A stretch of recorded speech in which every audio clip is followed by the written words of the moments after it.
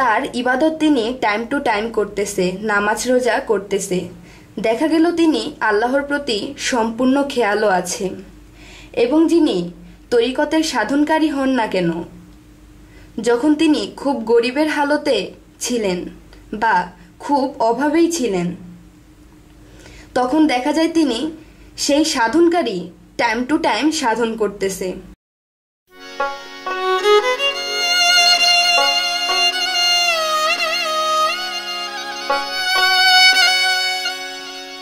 আসসালামু আলাইকুম। হে জগতবাসী, আমি নুসরাত জাহান সামিয়া আবার আপনাদের সামনে হাজির হইলাম বিশ্ব আধ্যাত্মিক জ্ঞান সঞ্চার দরবার শরীফ হইতে আমার পিতা শামীম আলী চিশতির লেখা গ্রন্থ। সে গ্রন্থটির নাম হলো শরীয়তের পেট থেকে হাকিকত এবং মারিফতকে উদ্ধার। সেই গ্রন্থটির একটি আলোচনা আজকে আমি আপনাদের শোনাবো। আমার আলোচনাগুলো যদি আপনারা মনোযোগ সহকারে শুনেন তাহলে আপনারা অবশ্যই বুঝতে পারবেন। আজকে আমি আপনাদের যে আলোচনাটি শোনাচ্ছি সেই আলোচনাটির হেডলাইন হলো, যে কোনো স্তরের লোকই হোক না কেন, সঠিক হোক বা ভালো চরিত্রের লোকই হোক না কেন, অভাবেই ভালো থাকে। বেশি সুখ পাইলে কি হাল হলো, বেশি সুখ পাইয়া কি হাল হলো, এই নিয়ে কিছু তত্ত্ব আলোচনা করব। একজন মানুষ অভাবেই যখন চলে ফিরে এবং খায়, তখন দেখা যায় তিনি শরীয়তের ইবাদতকারী হন না কেন, তার ইবাদত তিনি টাইম টু টাইম করতেছে, নামাজ রোজা করতেছে। দেখা গেল তিনি আল্লাহর প্রতি সম্পূর্ণ খেয়ালও আছে। এবং যিনি তরিকতের সাধনকারী হন না কেন, যখন তিনি খুব গরিবের হালতে ছিলেন বা খুব অভাবেই ছিলেন, তখন দেখা যায় তিনি সেই সাধনকারী টাইম টু টাইম সাধন করতেছে। তিনি একদিন মানুষকে খুব ভালো বুঝাইতেছে, খুব ভালো জ্ঞানও দিতেছে। এখন দেখা গেল এই শরীয়ত এবং তরিকতের লোক দুটো একদিন অনেক ধনী হইয়া গেল। এখন তাদেরকে বা সেই শরীয়তের লোকটিকেও আগের মতো ইবাদত করতে দেখা যায় না, আবার তরিকতের লোকটিকেও ঠিকমতো সাধন করতে দেখা যায় না।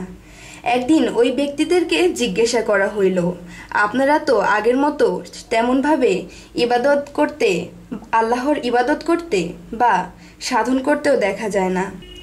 তখন তাহাদের উত্তরে বলা হচ্ছে, আমাদের থাকার জায়গা বাদে কোনো জায়গাই ছিল না। এখন আমাদের বাড়ি গাড়ি মিল ফ্যাক্টরি হইয়া গিয়াছে, ব্যাংক ব্যালেন্স হইয়া গিয়াছে।